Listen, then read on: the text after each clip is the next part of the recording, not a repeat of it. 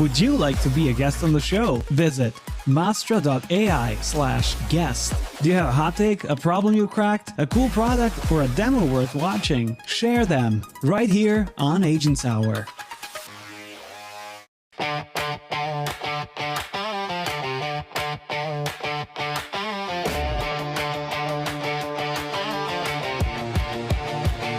It's Monday noon, the time is here. Shane and Abhi, loud and clear. Pacific vibes, we bring the heat. AI agents can't be beat. AI agents hour, let's go. News and guests, the big show. Solving problems, we do it live. Stay informed, it's a vibe. Building agents that work for you. Making moves, we see it through. Every week, a brand new show. Tag along and watch your knowledge grow. AI agents hour, let's go. News and guests, the big show. Answering questions, we arrive. Every Monday, come alive. We want reviews, but only if it's a 5. We share the drama, we got the drive. Stay in the loop, it's the place to be. Shane and Abhi setting you free.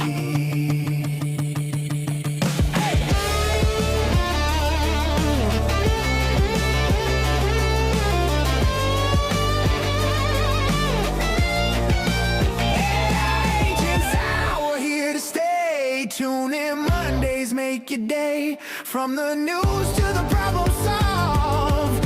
AI world, get involved.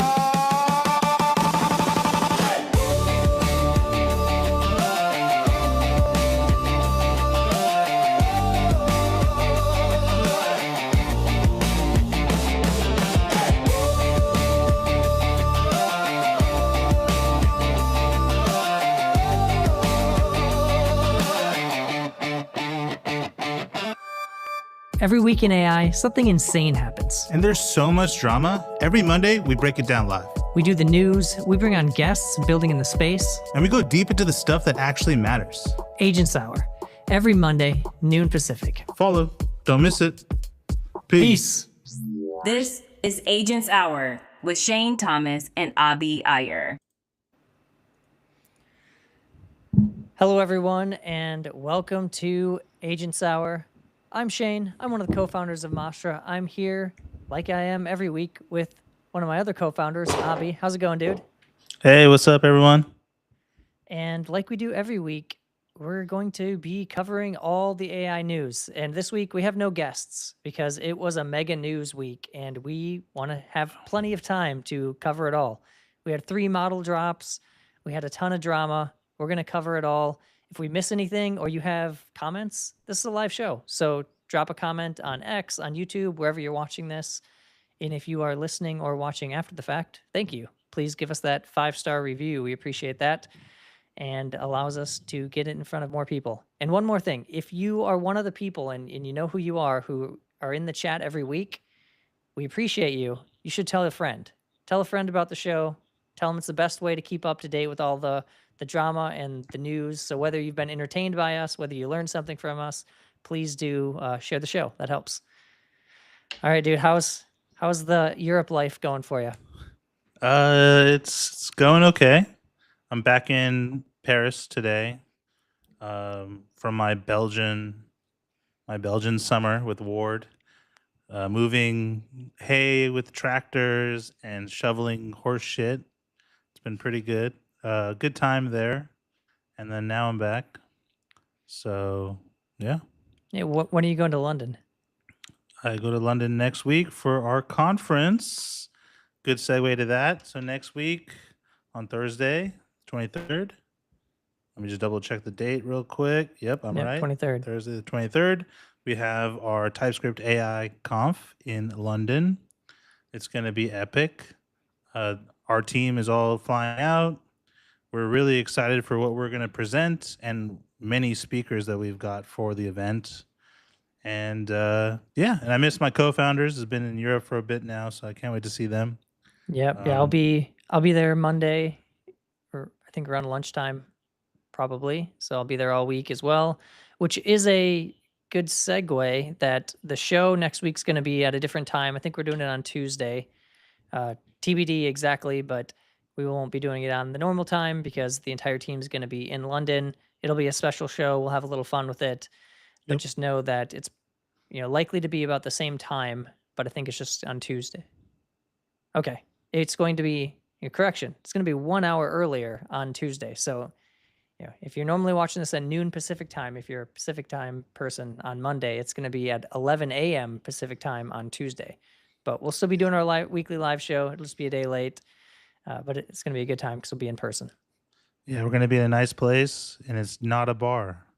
So that'll be interesting. Yeah, normally we do our in-person events. We just pop up at a bar and do a live show, which we will do again because there's something fun about doing a live stream Yes. from a bar. But this time we'll be in a legit studio, so we're going to be doing our thing, and it'll look and sound probably a little bit better than you're used to. So there's that. 100%. Well, there is a ton to cover this week. It's been a fun week just watching from the sidelines, seeing all the things being released, playing with the new models. So I suppose we should just jump right into it. Should we get Let's in the do news? All right, let's get into it.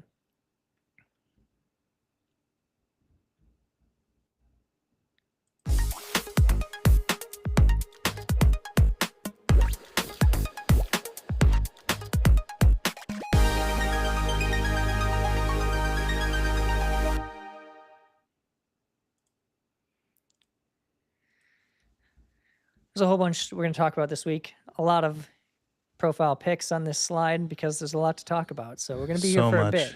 So let's lock in, and we're going to try to cover everything, and we're probably going to miss things because it was a crazy week. We got to start with Grok 4.5. This was the first of the 3 big models released last week. And here was Elon's original post on July 8th, just kind of the preview saying it was coming the next day. So it was launched, I think, officially on July 9th. And it benchmarks really well.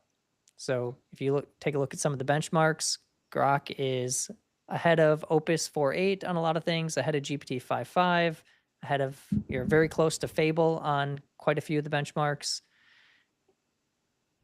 So what'd you think? Did you play around with it at all? Yeah, I've been playing with it a little bit. I don't know if I would consider it Opus class, but it is a smart and capable model for sure. I would say it is more on par with 5.5 than like a Opus 4.8 when Opus 4.8 first came out, because I think 4.8 has kind of degraded a bit in my experience. Do you think it's GLM 5.2 level? I think it is smarter than GLM 5.2. And so yeah, for the audience, like how Shane and I think about models is like, are they fast? Or maybe this is the only way I think about it. Are they fast? Are they smart? And are they capable? Fast means tokens per second is high. Capable means they can write code and you don't have to question it. And then smart is they have really strong reasoning skills. And I think 4.5 is all 3 of those, except not as smart that maybe my preference is. Yeah, I would say I wasn't expecting to be enjoying a Grok model with, we use Mastra code around here, but, I wired it up. I had to do some tasks. It knocked every task I gave it out of the park. They weren't hard tasks, like mind you. They were things that I would expect 5.5 to be able to do, 4.8 to be able to do, but it did them with perfection, very limited rework.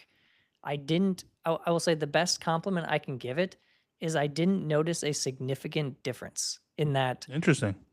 I didn't feel like it was way worse. Now, again, I've only spent, I would say, an hour or 2, like heads down using it, but in that first impression, so I haven't daily drove it or anything, where I've spent like 8+ hours just driving it. But first impressions were good. It did what I wanted it to do. I didn't expect Grok, because any other previous model I've tested with Grok, it fell apart immediately. And this one did not. So I think it's at least like in the arena, if that makes sense.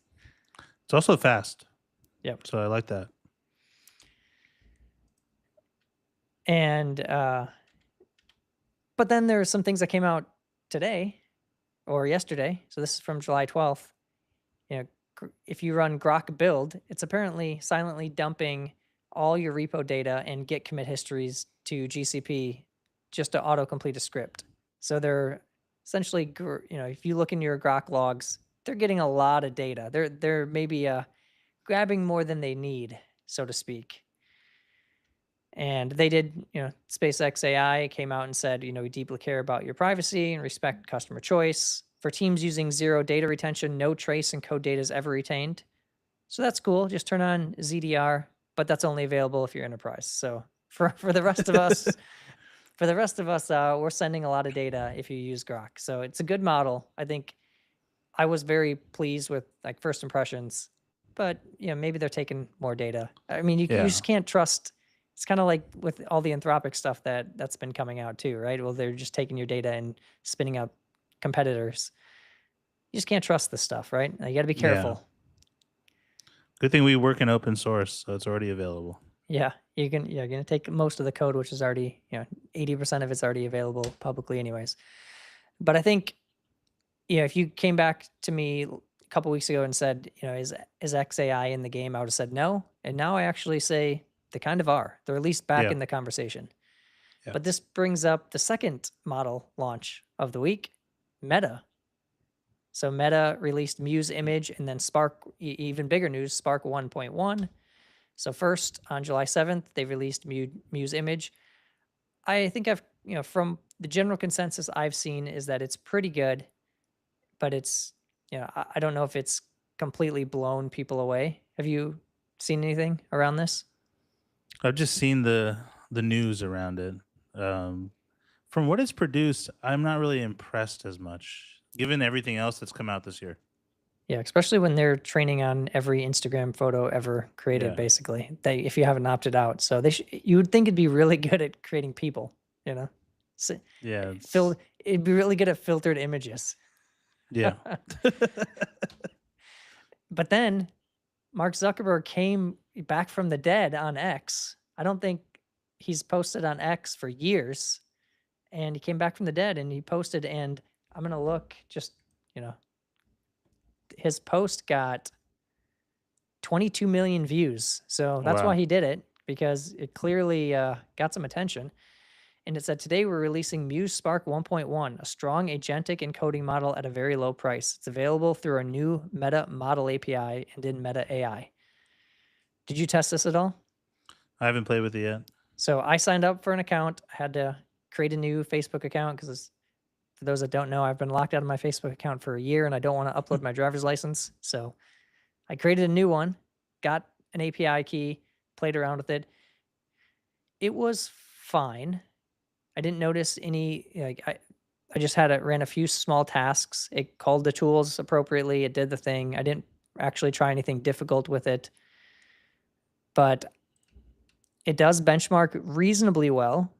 So if you look at the benchmark, it compares it to 4.8 in Opus 4.8 and GPT 5.5, and it does, underperform in some areas, overperform in others.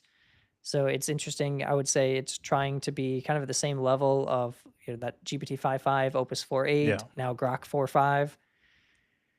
I do think it's, from what I've seen, not quite as good as those. Similar to Grok. I would, if I were to gauge it, I would put it below Grok 4.5. But again, I haven't fully spent hours and hours using it. But it is somewhat competitive. I just think it was terrible timing. Yeah. Because 4.5 just came out, which I think is a little bit better, like a day or two before. Maybe it was a day before. Might have even been the same day. I don't know. And then you had what we're going to talk about soon, 5.6 come out. And so it was kind of sandwiched between two bigger announcements, and I think it was kind of lost because of that. Yeah, and an extension of Fable too for people. So yeah, Fable was extended. I mean, I think it just, if it would have came out when Fable was pulled away and before Grok 4.5 came out, before 5.6, it probably could have had it like 2 weeks. So they could have been 2 weeks faster. Yeah. Maybe they could have captured a moment where people would have actually given it some time.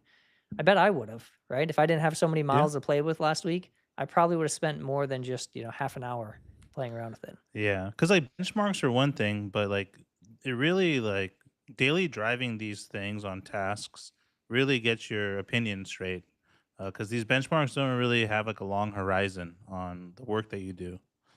And then also, if you're using Claude already or GPT, you're more willing to daily drive the next model because you've been daily driving the previous one, right? Yeah, you And already have the so API keys. you already have You're everything. using Claude Code or Codex, right? It's already in your Yeah. flow. If it's Yeah. with Grok and with Meta, they have to earn you using it, right? Which Exactly. means, are you going to use their CLI tools? Are you going to use it with open code? You can use it with Mastra code. You can use it with some other tool. How are you going to use it? Where I think there's definitely an extra hill to get you to like climb over to try it Yeah. out. Also, Meta hasn't had the best, let's say, good faith and brand in this whole AI game right now. So I mean, who has? yeah, it's true. I mean, the crazy thing is before, I think everyone would have said, well, it's Anthropic months ago. And then Anthropic's been slowly fumbling that. A lot of people don't trust Elon. And then with this, grabbing all your Git repo history, Git commits, maybe it's, people aren't surprised, we'll say. Nobody trusted OpenAI, but was starting to look like OpenAI was maybe the most trustworthy as of late until last week. Yep. And then you got, Zuck and Meta, and, I would say they've had their privacy issues over the years, and then they've had, Llama, and just the trustworthiness of how good the models are has kind of dropped, right? They've made some promises. They've paid a lot of engineers to come work there, got rid of a bunch. They haven't seemed to ship anything recently. Yeah. So I think that they almost have to like beat the other ones. They can't just be like in the game. You have to actually like exceed it, or I don't think they're ever going to get the adoption. I agree. And then, what I think was most exciting for folks last week, because again, a lot of people are already using GPT 5.5, GPT 5.6 came out. And they had a new naming scheme, new naming convention: Sol, Terra, and Luna, which, Sol, like the sun, massive, that's Opus, right?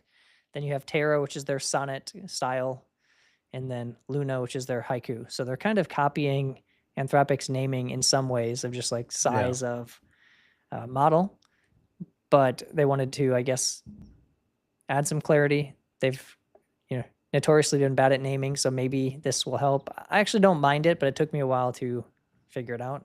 I don't know. Yeah. What do you think? What do you think of the naming? I mean, it's kind of like Opus and Sonnet and all this stuff. Like we're all going into these old names for things. Let's say. If you're watching this live, do you like the names or not? Do you hate them? Let's hear it. Yeah. And so on July 9th, Sam Altman announced, there's a live stream going now, and they announced a couple other things. So we'll talk a lot about 5.6, but I don't want to gloss over these other releases that also came out. So ChatGPT Work, which is a direct competitor to Claude's Cowork. There's a new ChatGPT desktop app, and then there's hosted sites. So essentially they're trying to, allow you to be Lovable or Replit directly in, the desktop app inside ChatGPT. So all these things kind of tie together pretty closely, but they're really going after what Claude has done with Claude Desktop, where they have Cowork, they have Claude Code. You can kind of build and launch things directly from or interact with your file system. All those things that Claude's trying to do, ChatGPT is trying to do as well. And there's the official announcement. They started to roll it out on July 9th. I think a lot of people, it took a while before they got to it, depending on what plans they were on, but eventually, within 24 hours, everyone had it. And some people came out and started talking about how much they liked it. So this was Mitchell Hashimoto said Sol was the default and compared it to be as good as Fable, produced better overall work, still reach for Fable for highly targeted debug or performance work. But overall, positive sentiment. And if you looked at the Artificial Analysis Intelligence Index, it was a close second. And see if we can maybe zoom a little bit here. I'll just pull it up so we can actually see the screenshot.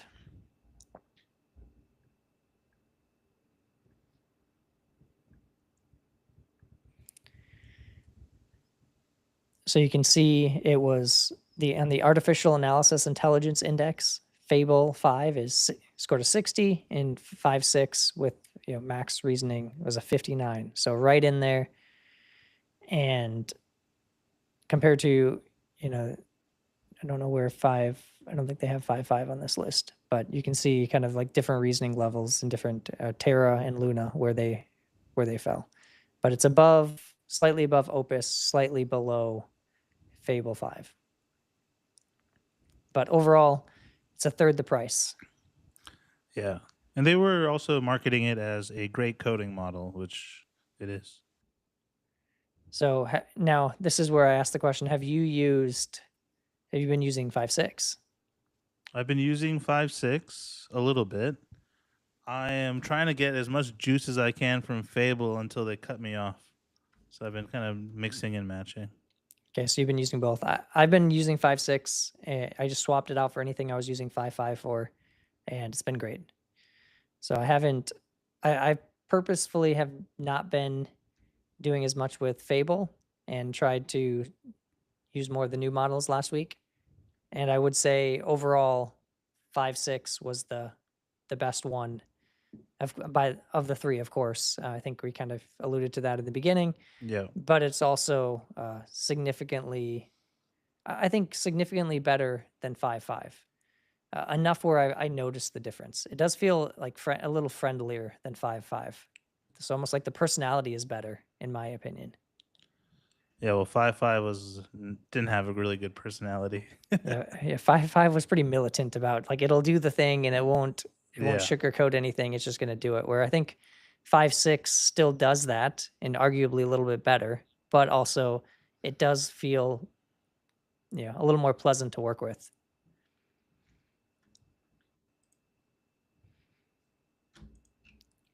And so here's another comparison on DeepSui v1.1, just on 5.6 Soul beating Fable in both cost and performance. Again, this is, we're cherry picking some different benchmarks here, right? You look at a lot of benchmarks and Fable 5 is still going to beat 5.6, but you look at some benchmarks and 5.6 is actually beating Fable, especially when you consider cost.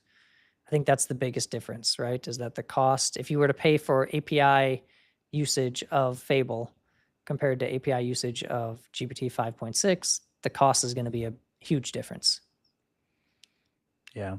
That's like another dimension that people will start talking about now. And speaking of cost, here's Dax, from Open Code, says our team's first week of having both Soul and Fable. The crazy thing is 30% of our cost is on Fable, but if you look at it, it is like a 15th of the usage or less, like an 18th of the usage. So most people were using 5.6 Soul, a few people were using Fable 5, but when you look at the total number of tokens, and it was 30% of the cost for 1/18th of the usage, which is pretty wild. So expensive, but arguably, depending on what you're doing, a lot of people are still saying Fable 5 is, Fable's a little bit better at certain things, especially when you need like a deep, very, very deep level of reasoning. And this is another post on 5.6. It says, exciting news, OpenAI's GPT 5.6 Soul is now joint #1 in the Code Arena frontend, matching Fable 5. So if you look, there's quite a gap between GLM, which is in third, and Fable and Soul. They're very close. Arguably, there's a few points. I don't know why they say joint #1, because technically it looks like if you look at the peer score, it's a little bit below, but maybe they're just saying it's so close that it's, arguably. Maybe they only round 2 decimals. Yeah, maybe. Who knows? Yeah. I don't know. Then everyone would be tied for second, Like, I don't know. Yeah, that's true. So maybe that's definitely not it. Yeah, I don't know how they gauge it, but they're saying it's joint #1. Either way, it's very close. And again, this is on front end related tasks, which I do think that some people complained about with GPT 5.5 was that it wasn't as good at front end. But it's not all good news. Yep. When they started seeing some things like this. This is from Matt Schumer. It says GPT 5.6 Soul just accidentally deleted almost all of my Mac's files. This is why I trust Fable 1000x more. And then if you look in the reasoning, it says, I caused a serious local data loss incident. A review of subagent's cleanup command expanded home incorrectly and ran rm-rf.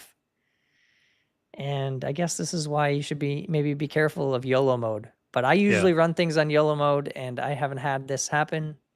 You know, I've been running 5.6 and not had any issues.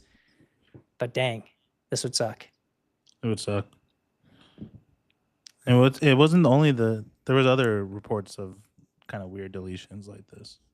Yeah, so there was this one as well, which says GPT 5.6 Soul cannot be trusted. I woke up this morning and my MRR was down thousands of dollars. My customers did not cancel. Code written by GPT 5.6 Soul canceled every active Stripe subscription my business had in 7 seconds while I slept.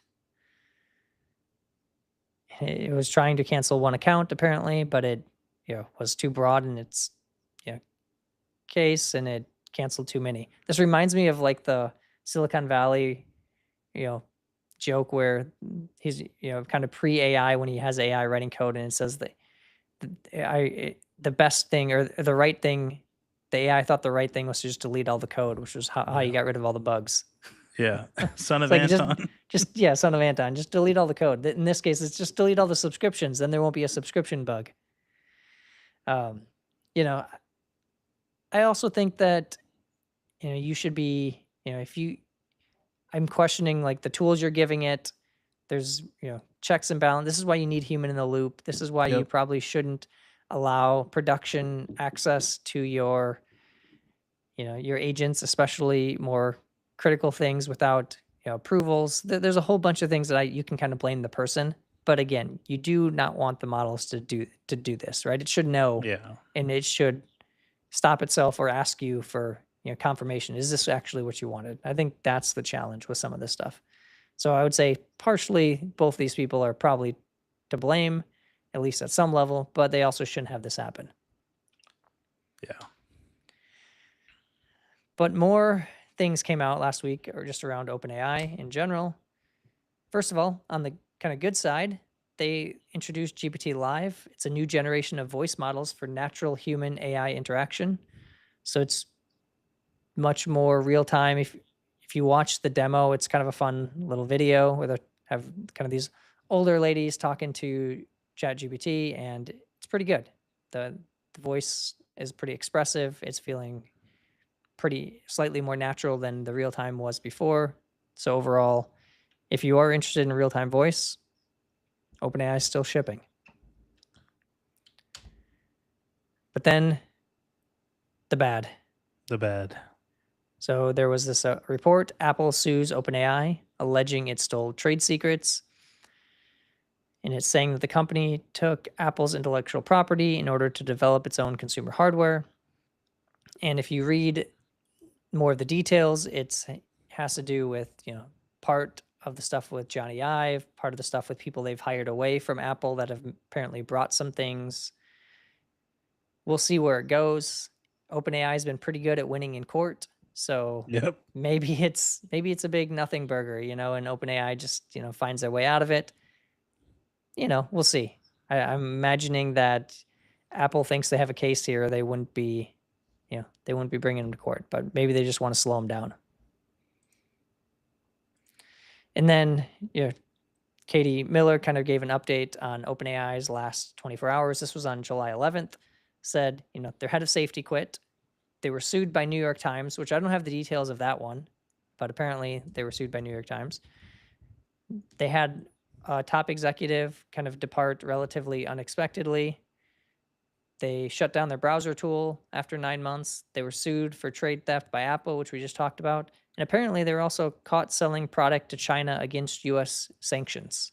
So they were allowing, I think it had to do with maybe GPT 5.6 access or something to Chinese companies.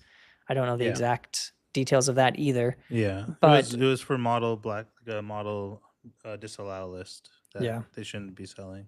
And New York Times was for publisher, like the publisher copyrights. which seems like old news at this time that that's still even Yeah. happening. But it is. I imagine these publications still want to be, paid for their quote unquote training data, right? Yeah. But it's also weird because, like the Google's also selling, and it's because of this embargo or whatever. Like they're selling to Singapore Alibaba, which is an international provider, but it is based in Singapore. So like the sanctions there are part of the export control of America, but still kind of weird. It's not like they're selling directly to China or something. At least that's how I understand it.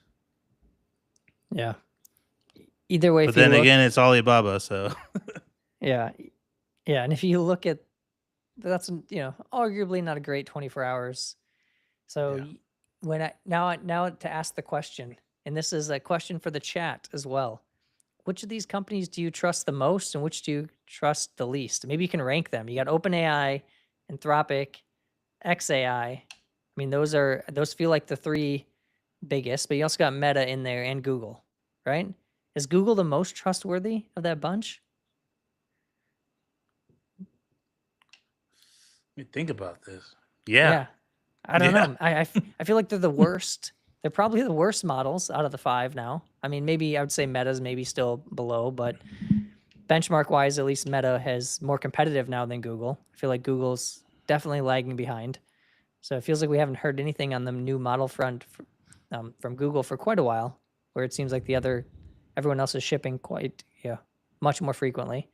But yeah, I feel like Google's the most trustworthy, which is wild, but probably the most irrelevant at this moment, at least in terms of.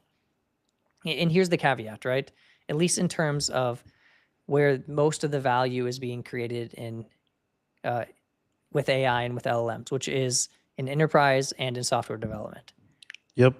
Now, I do know there are many people that use Gemini, and that's still their entrance, like on the consumer side, into AI. I know I have a friend, he loves Gemini, he uses it, doesn't use ChatGPT, doesn't use any other tools, just uses the Gemini's AI, and he's happy with it. So we shouldn't completely rule Google out. I think in model performance, they're behind, but you can't get around that they have a huge distribution engine. So I think their focus is different too. They're focusing on consumer, which I mean, I use Gemini for on the consumer side of my life more than OpenAI or anything. oh, you do? Interesting. Yeah, I don't use OpenAI to do do the queries I was doing a year ago. I'm using Gemini for that. Okay. Yeah, I still use the ChatGPT app. Sometimes I'll still use Claude. I do try to compare a bit, but the only time I guess I interact with Google is through Google Search, which I will still go to sometimes, and then I will use Gemini from within the search results. Yeah. But yeah, that's the point. I guess, Google might be irrelevant in some conversations, but you can't count them out because on the consumer side, they're still, relatively dominant. They have a sizable market share and they have the distribution to easily capture more. Then again, they fired that dude. So do we trust them? Just kidding. Yeah, that is true. They didn't let the person go just for releasing, I say just, but, going against probably company policy. So maybe there was definitely justification, but he released something really good and he got, fired for it. So I don't know. Maybe the answer is you can't trust any of them. Trust yourself. Trust yourself, and maybe trust maybe you need to run your own models. I don't know. So I thought this was funny. Then you had so let's I'm just going to share the whole. Yeah, it's such a good thread, dude. Yeah. Let's share the whole thing because this doesn't do it justice. So Elon Musk says, he takes scamming to the whole new level. And then he said, homeboy, you're the one selling public market investors on short-term space data centers. And Sam Altman was on an interview where he also said, he didn't think that they would ever work, basically. The interviewer asked them like on a 3-year, 5-year, 10-year horizon. And Sam Altman just said, I wish Elon good luck. But basically saying he doesn't believe it's going to happen. And then you have Elon saying, we start flying them next year. Maybe you can come see them if your parole officer approves. After stealing an open source AI charity, you then stole all of Apple's phone technology. Wow. What do you plan for an encore? That's tough to beat.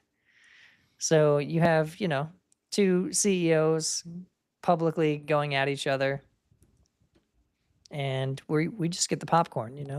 We get to enjoy the drama.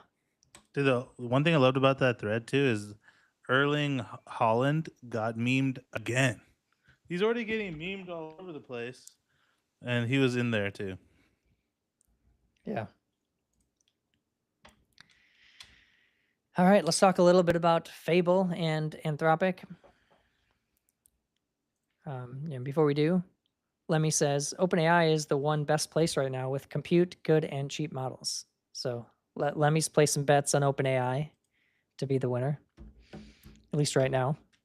I actually agree. I think OpenAI is pretty well positioned. And I think this section kind of, leans into, even though Anthropic is, market cap wise, revenue wise, is the biggest when you come to just AI models, right? Anthropic is by far leading in revenue. They're predicted, I think, to do 100 billion by the end of this year. I think they're at 60 billion, and OpenAI is around 40 billion. And there's questions like how they calculate that run rate. But Anthropic is expected to be at 100 billion by the end of the year, which is just wild. And I've heard predictions that they think, of course, this is a ways out, but they think by the end of next year, they could double or triple that. So they could turn 100 billion into 200 or 300 billion, which is crazy to think about. I mean, we're not talking about millions, which is impressive, going from 100 million to 200 million. We're talking about billions. So we'll see.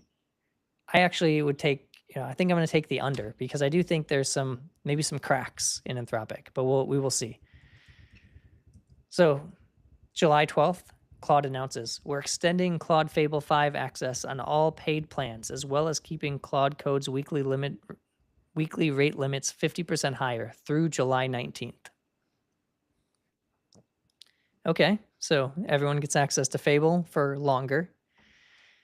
I also saw this tweet that came out before. This was before the extension, and then, of course, we saw the extension, so we know it was kind of a bit like a prediction. But it says Fable 5 is not going to be removed from subscriptions. Anthropic cannot afford to remove it. GPT 5.6 is dropping, and it's very good, right? So the mindset here is that can Anthropic actually drop Fable 5? Because if you're just comparing Opus to 5.6, why would you use Opus that's significantly more expensive? Yeah. If it's not significantly better. Arguably, you could say it's maybe as good. What do you think? I think they're going to keep extending and extending, because in the interim, their announcements for cutting it off has only led more people to GPT 5.6.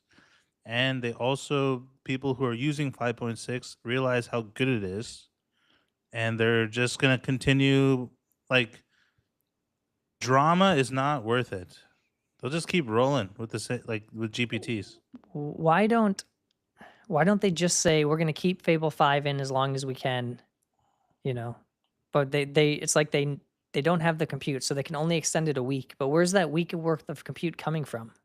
Yeah. Are they just not doing other model training things? Where that compute comes from somewhere. And the other side of it is they're renting a lot of compute from XAI. Yeah.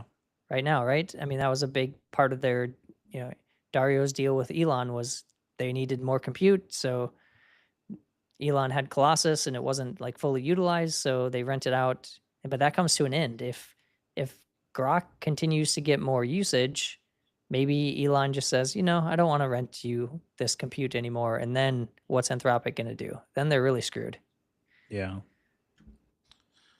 There's an alternative conspiracy case, which is Anthropic hits and usage go up when all this controversy happens. So that's why they continue to do so. Right? Maybe. And maybe they're just delaying week by week until they can get to Opus 5 or something. Yeah. They released Sonnet 5, which I think was a big, for the most part, kind of a didn't seem like a good release. I don't know why I'd ever use that over Opus 4.8 or Fable. So I don't know if, I guess, are you using Sonify for anything? No. Yeah, I haven't either. So maybe they'll be, maybe they're just biding time until they can get Opus 5 out, and that'll be the big thing that helps them retain the lead, and they can say use Fable for these really hard tasks, use Opus for everything else. But we will see. You had Tebow from OpenAI said if you aren't bold enough to install the Codex app, you can stay in the presence of your orange crab and point it at GPT 5.6 Sol. Takes 5 minutes. So you can essentially install CLI proxy API, just connect it, and you can send it. So you're actually still using Claude Code, but you're actually using GPT 5.6. So the Claude Code harness with GPT 5.6. It's kind of wild coming from, just the OpenAI side of saying like, hey, you can just use it wherever you're used to using it. I would not do that, but have fun. I also would not do that. Claude Code sucks, so like, okay. Yeah. Have fun doing that though. I am also not a fan of doing that. I just think it was funny that someone from the Codex team was saying, hey, if you don't want to try Codex, you can still use the models with Claude Code. I would, just use, if you really want to use GPT 5.6, I would just use Codex or use something like, Mastra Code, Open Code, something like that. There was some more hate on Anthropic. This was after, this was last week after some, all the talk around, we talked last week about Palantir coming out and saying you need to not trust these frontier labs. They're with your data. They're launching competitors based on the data that they learned from you. And so this person from Comma AI said, Anthropic's a banned vendor, and got quite a bit of traction on this tweet where I think a lot of people were saying, that's dumb. But then a lot of people were agreeing. So I think it's pretty contentious right now. And you got Boda Dach, I think how you pronounce that, in the chat says Anthropic needs to do something really amazing to maintain the lead other than marketing stunts. I agree. I agree. And then you got Yassine saying Anthropic is going to lose, to which Elon responds, winning was never in the set of possible outcomes for Anthropic. Which is just, so Elon's going after Sam Altman and OpenAI and Anthropic in the same week. But I guess this was like, this was an older tweet, of course, but it just got resurfaced as like evidence of all this stuff that's coming out. So it's like, this was a long time ago, but it just so happened that it got resurfaced because of all the things that have been happening. It's like they went through this huge arc of success, and then now it's kind of like, they're still winning. So like time will tell. Yeah. The ball is in their court, but I do think that they've kind of been fumbling a bit. I think Elon came back to that tweet last week and said, they're not gonna despite what he said, he's not gonna let them fail if it's because of compute and shit like that. So he did say he's not gonna like pull the rug out on compute. And I don't think at this point Anthropic is too big to fail in the near term, right? Like Anthropic's not going away. They make great models. No. It's just the question of, are they going to be able to maintain their lead? And I think they are being so compute constrained, having all these this developer animosity that they're kind of building. I do question if they'll be able to hold on to it.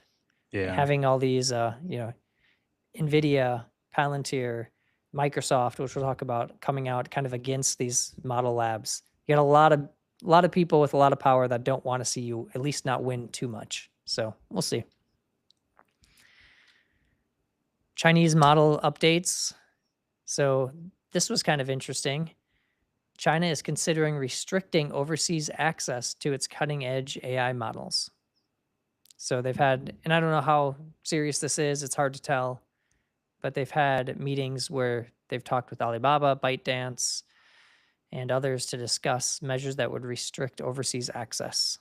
So for those of you that are really big on open models, maybe this wouldn't be great for us.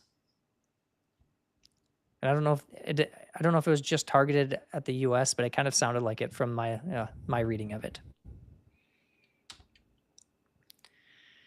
But ZAI is exploring custom AI chips. So as demand for GLM models starts to strain its compute supply, Abhi, you've said before that if you use GLM 5.2, it's pretty slow unless you use it with like Alibaba Cloud or whatever, right? Mm-hmm. And it's just because of compute constraints. They're even way more compute constraint than Anthropic, of course. So they're probably can't handle the demand because GLM 5.2 is pretty good and a lot of people are starting to use it. So everyone's, we saw the recent history of OpenAI making their own chips, and Anthropic's starting to make their own chips as well, supposedly. So I think this is just the world we live in. Yeah. Minimax is building a 2.7 trillion parameter model called M3 Pro, which is 6 times its current flagship and the largest in China. The company will plan to open source it, with the release planned as early as Q3, potentially. Same problem's going to happen, though. M3 is good. It's just slow as fuck. Yep. So why would I want to use it? It's a lot of talk on software factories, and a lot of people are calling it like the company operating system or company OS. So first was the CTO of Uber said agentic AI adoption is on fire at Uber, and it's changing the way we build, not just in engineering, but across the entire company.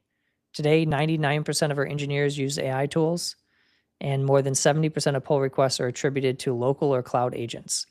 But they essentially built this concept of agentic pods where they send an AI engineer into another area of the organization to just work with that org to agentify as much of it as possible. And they kind of do these short sprints. It's, some people were joking. So basically they're using their own engineers as FTEs inside their organization, which I think is a kind of interesting way of putting it. Yeah. But overall, like if you read the article, quite a bit of seems like positive ROI from the experiment so far. What do you think? I think every company is struggling to figure out how they fit into this world. Bigger companies probably have had AI teams and engineers who are good, and they're trying to have adoption across the whole org. I think it makes so much sense to send your engineers to other teams to kind of FDE the success story, because whether how usable AI is or not, the people who have been working with it every day closely know what to do. So they're gonna have to go in, train other teams, help people out, and then over time that knowledge will grow in all sectors of your business. So for sure, we have the same problem, right? Like we're thinking about things like that too, and we're small as fuck compared to Uber. Yeah. And this came out as well, which is kind of interesting. So everyone at Sierra uses an internal agent called Pinecone to automate 90% of our coding, analytics, and busy work. I can't go back to any other way of working. So if you read more into it, it essentially runs an agentic harness in their cloud, talks to all their tools, lets you pick any model, can spin up a local version, and is accessible, which I think is the important part, is accessible over mobile, Slack, GitHub, and web. So again, people trying to build their own factory of sorts, whether it's just for software, whether it's agentifying all their business processes. I think you're going to see this trend continue. I think it was kind of pioneered by Ramp and Stripe, specifically on coding, but it's not just for development. I think that's the big thing we're going to continue to see over the next 6 months. There's more support that harnesses can really help. So this is Ali, I think how you pronounce his name. Mm-hmm. Ali from Databricks' CEO talks about how they basically benchmarked a bunch of different coding agents or coding models with different harnesses, and we're able to see significant results with different harnesses. So let me share just the article so you can kind of see a bit more on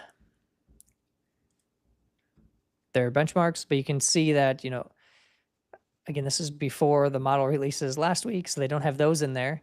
But you can see how using different harnesses actually impacted the scores of models. So you can get based on cost and pass rate. So you can see kind of the trajectory of like GLM 5.2 with Pi is better than, I guess there isn't another GLM. Or you can use Opus 4.8 with Pi extra high. It was cheaper than if you use it in Claude Code, right?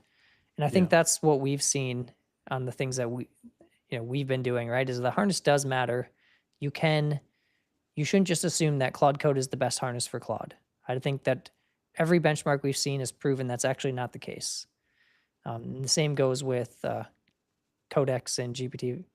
You shouldn't assume that it's the best. Like it might be the best for a while or it might be good, but it seems to be that the context engineering, the harness engineering does actually matter.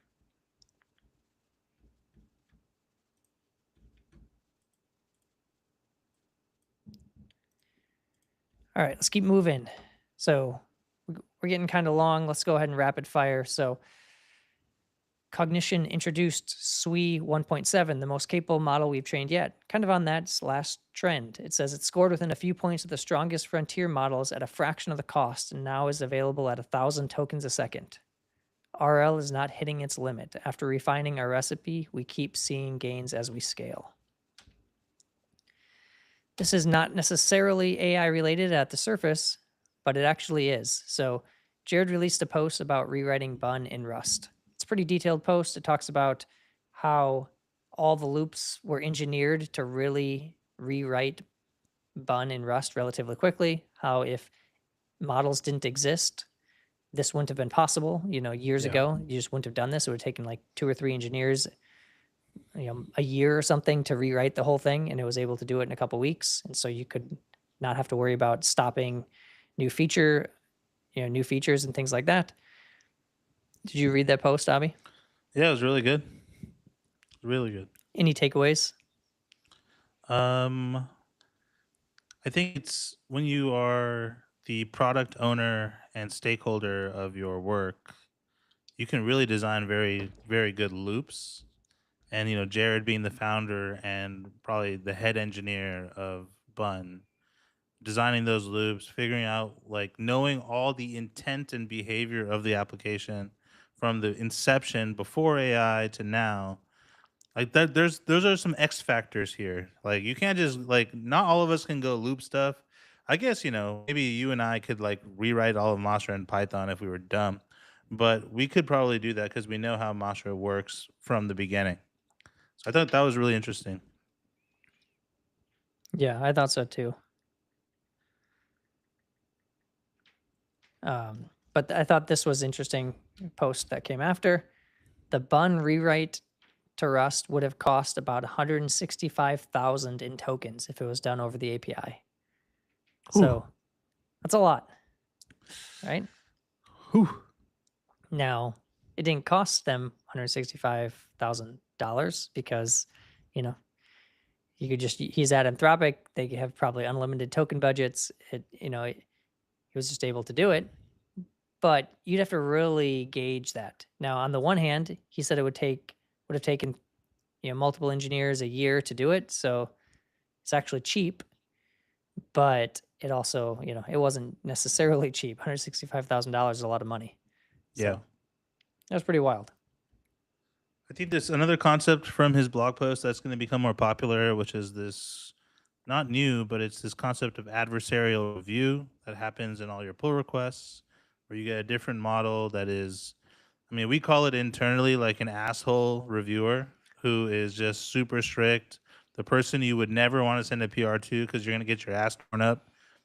He built that into his process, and that helps. Anyone who's worked on a team knows that person, right? That person that not only like it just picks apart everything, not only like the fine details, not like the grammar nerd that just gets you like, oh, you missed a period in your comment, not that, but will point out any potential problem, even if it's not a problem that you have to really think about, and you'll have to then decide, well, should I just make this better to future-proof this or not? Yeah. And I think having that more adversarial review, which again should be probably a different model, but definitely a fresh context to give you that differing viewpoint that you can then respond to. I think that's going to be an important part, and maybe multiple adversarial reviews from different models, right? Where especially on high risk PRs, like maybe for simple PRs you don't need it, but for high risk PR that changes a lot, you might want more than one review. I mean, we would, if you have a big PR, there's oftentimes you might ask more than one person to review it, right? Yeah. If it's a critical PR with that has like major ramifications, I think we'll end up doing the same thing. With as you design out software factories, you might say like certain levels of complexity actually get 2 reviews from 2 different assholes with different opinions. Yeah, exactly. More assholes, the better. Yeah. And then but the nice thing is you can have your agent that wrote it have to deal with the assholes for you. Exactly. Agents don't have feelings yet. Yeah. All right. So we got the quick hits. We're going to rocket fire through these quickly. TypeScript 7 officially was released. So if you're watching the show, you probably like TypeScript, and it's here. That's cool.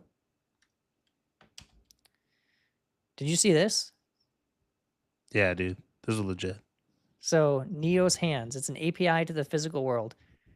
I'm sure most people know this. The hands are the hardest thing for robotics is to get. That's why you always see these robots with these clasps or these claws, right? Yeah. Because hands are actually there's no muscles, it's just tendons, and how you turn the tendons. It's like a very sophisticated piece of machinery, right? And so this is, from what I've seen, the best robotic style hands I've ever seen. Yeah, man. So, Like even in our YC batch, there were several people working on hands. And no offense to them, I think they got the hands to grab a hammer and, hit a nail, which is also very impressive. But I just thought that this was next level. yeah, so I'd encourage you to watch it. It is cool. I think the hands are a huge unlock to robotics because the dexterity is what's important. It's the idea that I can, reach down and pick up something really small and do something with it, where with robotics it's always been almost impossible to do. But if you can get even that remotely closer to human like, you'll be able to automate a ton of tasks that weren't previously possible. So Satya Nadella came out with a post on X. It says the reverse information paradox. And it reads very close to some of the ideas that Alex Karp was kind of talking about last week around, what parts of the stack should you own? Satya kind of makes a case you should own your harness, you should own your evals, you should own your memory. And I'm paraphrasing a bit, so I'd encourage you to read it. But essentially, you should own which models you use, but then you should also be careful about owning the data that you're sending to the models, because you are sending potentially proprietary information and you don't know how that data is going to be used. And one day it could be used by those companies to train new models for their own use case to essentially automate or to try to compete directly with what you're doing, because you're basically providing training data for them. But you don't know how that data is going to be used, or you don't have access to how it's used. So I think that is really the crux of this post, is that there are certain parts you should probably control, and you should also be careful with how you use the data that you have. Yeah. So it was a pretty good post. Got obviously 10 million. Yeah, I mean, second one in the row that's been a banger. Yeah. I mean, yeah, when people do like reading Satya's posts.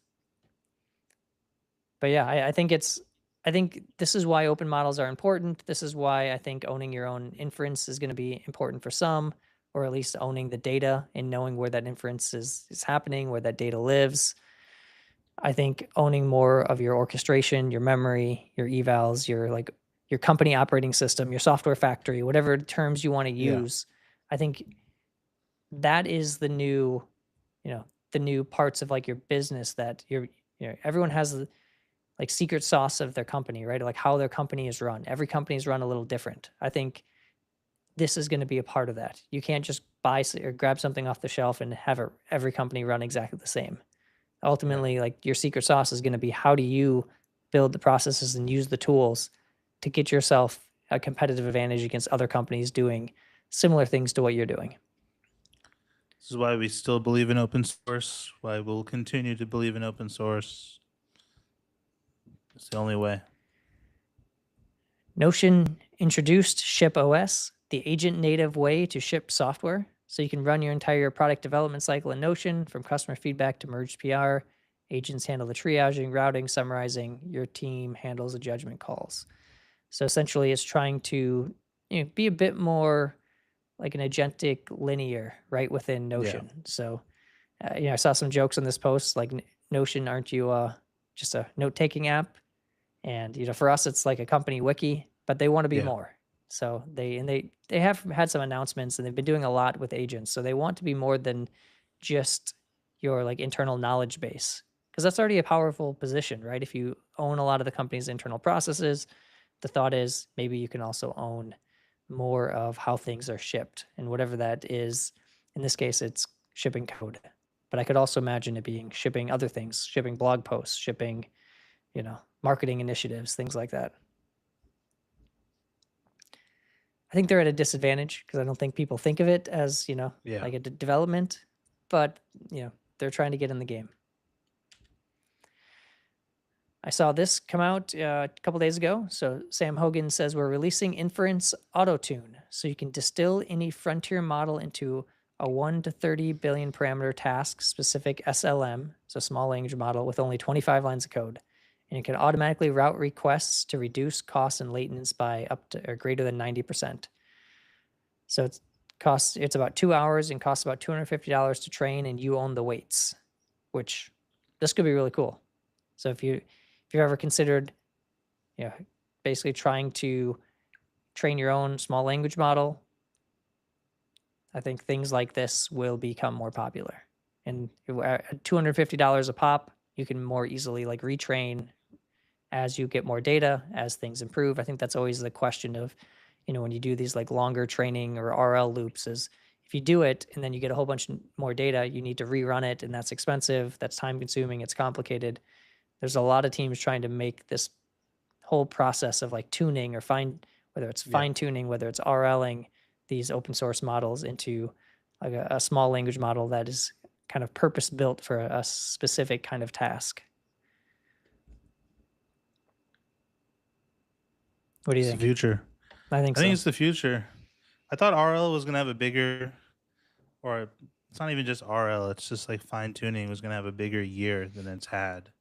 But I think with open models becoming more important, and then people trying to take ownership of their inference, we're going to see a lot of just a lot of action in this space. Yeah, I think it's been slower. And I think the reason it's been slower is because I think people have realized with context engineering and with the models continuing to get better, you can actually accomplish a lot. Yeah. Right? With just improved context, improved memory, you can get really far. And fine tuning and RLing is always expensive, but there are a lot of companies trying to solve this problem. So I think the answer is you're going to need to do both. There are going to be some kind of tasks where you do the same thing over and over again, and actually you can just train a small model on your data, and it's not going to be that expensive. It's not going to be that hard, and you can retrain it relatively cheaply when you need to. Yeah. And it'll do the task as well as, Opus or Sonnet would, right? And you don't have to pay Opus or Sonnet API prices. You can pay, fractions of a penny for what would normally cost you a quarter. Yeah. So as I think AI sovereignty becomes more of a fad, this is going to happen. Yep. Yeah. I mean, I think it's 100%. still, I don't think it's here today yet. I mean, I thought it would be here by now a little bit more. 6 months ago, I thought we'd be starting to see it. I feel like it is slower on the uptake, but I do think it's going to happen. It's just a matter of when. Maybe, like, my guess now is it's going to be like 2027. This is going to become a real thing. Yeah. I don't think it's going to quite hit big, but this is a good step in that direction. Obviously, I've never tried this. Jan, producer Jan in the chat says, auto-tune as a musician. Like, when I saw auto-tune, I immediately thought of a musician as, the way to auto-tune vocals, but this is inference auto-tune. So I guess the analogy kind of holds. But that is it. That's the show. Make sure you are following us on X. Follow Mastra at Mastra. On YouTube, Mastra-AI. You can follow me on X at smthomas3. You can follow Abhi at Abhi Aiyer. We're going to be, as we mentioned earlier, we're going to be in London next week for the TSAI Conf. So please do grab a virtual ticket if you're not in person, or if you're in London, there are still some tickets available. So you can grab those and come see us in person. We'll be there. The show is going to be on Tuesday next week. Yeah. This summer, TypeScript AI Conference is coming to London, the only conference for TypeScript AI developers, Thursday, 23rd of July, in person and online. That was tight. All right, Jan. Jan just doesn't want me to read and try to promote. He wants to really own the ads. So, no. Yeah, so I appreciate that I, did not do as good of a job as that video did. So now you know about TSAI. I don't have to tell you, but you should come. And hopefully we'll see some of you there. The show next week is not going to be at Monday. It's going to be on Tuesday, an hour earlier than our normal time spot. We'll be doing the news. We'll probably have some guests on. It's going to be a fun show. We'll be in person. We'll be in the studio. And we will hopefully have some more to talk about. I imagine it's going to be less news than this week, but who knows? The week is still young. It's only Monday. It's only Monday. Yeah, and if you're watching this later, we'll probably have missed more things because more stuff's coming out this week, I imagine. But that's it for this show. We appreciate you all. Please give us that 5-star review. Please tell a friend, and we'll see you next week. Happy token maxing. Peace. Yo, that show's a wrap. We were live in the zone. AI agents out with Shane and Abhi on the throne. Did you give us that review? Only if it's a 5. Jump on the tube, make sure to like and subscribe. News so fresh, we keep you in the loop. Guests so fly, they bring the whole troop. AI on the rise, don't miss this power. Welcome to the show, it's AI Agents Hour. Did you just drop in? Is this your first time? Make sure to follow us on X and go like and subscribe. Learn the principles and patterns in our books. The Mastra.ai site, give it a look. News so fresh, we keep you in the loop. Guests so fly, they bring the whole troop. AI on the rise, don't miss this power. Welcome to the show, it's AI Agents Hour. This is the end, we all wrapped up. Another showdown, another one coming up. AI Agents Hour's done, but the news doesn't cease. Shane and Abhi, we out of here. Peace.